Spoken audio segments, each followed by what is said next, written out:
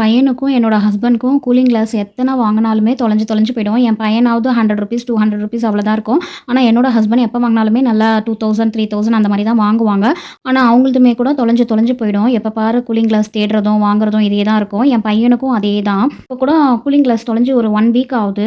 1 வீக்கா தேடிட்டே இருக்காங்க. கிடைக்கவே இல்ல. சரி ஓகே உங்களுக்கு தான் கூலிங் கிளாஸ் தொலைஞ்சிருச்சுல்லங்க நம்ம வாங்கலாம் அப்படின்னு சொல்லிட்டு, நான் தான் வாங்கி குடுக்குறேன். நானு கல்யாணம் ஆகி 9 இயர்ஸ் ஆகுது. இதுவரைக்கும் நான் என்னோட ஹஸ்பண்ட்க்கு கிஃப்ட்ன்னு எதுவுமே வாங்கி குடுத்ததே கிடையாது. அவங்க தான் எனக்கு எல்லா பர்த்டேக்கும், கல்யாண நாளுக்குமே கிஃப்ட் வாங்கி குடுப்பாங்க. நான் இதுவரைக்கும் அவங்களுக்கு கிஃப்ட் வாங்கி குடுத்ததே கிடையாது.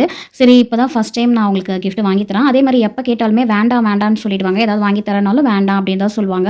அப்படியே வாங்கி குடுத்தாலும் நான் சின்ன சின்ன ஐட்டமா தான் வாங்கி குடுப்பேன். நான் இதுவரைக்கும் பெருசா அவங்களுக்கு எதுவுமே வாங்கி குடுத்ததே கிடையாது. கேட்டாலும் வேண்டாம் வேண்டான்னு சொல்லிடுவாங்க. ஆனா இந்த தடவையும் வேண்டான்னு தான் சொன்னாங்க. ஆனாலுமே கூலிங் கிளாஸ் இல்லாம ஒரு 1 வீக்கா கஷ்டப்பட்டுட்டு இருந்தாங்க. அதனால சரி ஓகே இப்ப அது வாங்கிருவோம் அப்படின்னு சொல்லிட்டு, நான் வாங்கி தருவேன். நீங்க வாங்கி தான் ஆவணும் அப்படின்னு சொல்லி கம்பல் பண்ணி, சரி வா அப்படின்னு சொல்லி கூட்டிட்டு போனாங்க. அப்புறம் அவங்களுக்கு ஒரு 3 வாட்ச் பிடிச்சிருந்தது. அது 3யும் எடுத்து வச்சிருக்காங்க. கடைசியா ஃபைனல் பண்ணிக்கலான்னு. அதுக்கப்புறம் சன்கிளாஸ் பார்க்க வந்தோம். இங்க வந்து என் பையன் எடுத்து எல்லாத்தையும் போட்டுட்டு இருந்தான். என் பையன் வந்து அவன் கிட்ட இருக்கிற மாரியே இருந்துச்சு. இதே மாரியே நீயும் வாங்குப்பா. நம்ம 2 பேரும் ஒரே மாரி போட்டுக்கலாம் அப்படின்னு சொல்லிட்டு இருந்தான். ஆனா என்னோட ஹஸ்பண்ட் வந்து, "அப்பா அது சின்ன பசங்க போடுறதுப்பா. அப்பாக்கு அது வேண்டாம்ப்பா" அப்படின்னு சொல்லிட்டாங்க. நான் வந்து இந்த தடவ எதுலயுமே தலையிடல. உங்களுக்கு என்ன பிடிச்சிருக்கோ நீங்க எடுத்துக்கோங்க அப்படின்னு சொல்லிட்டேன். எப்பவுமே அவங்க ட்ரெஸ் வாங்க போம்போது என்ன கூட்டிட்டு போவாங்க. நான் தான் உங்களுக்கு செலக்ட் பண்ணுவேன். இந்த ட்ரெஸ் வாங்குங்க. இந்த ட்ரெஸ் நல்லா இல்ல அப்படிலாம் சொல்லுவேன்.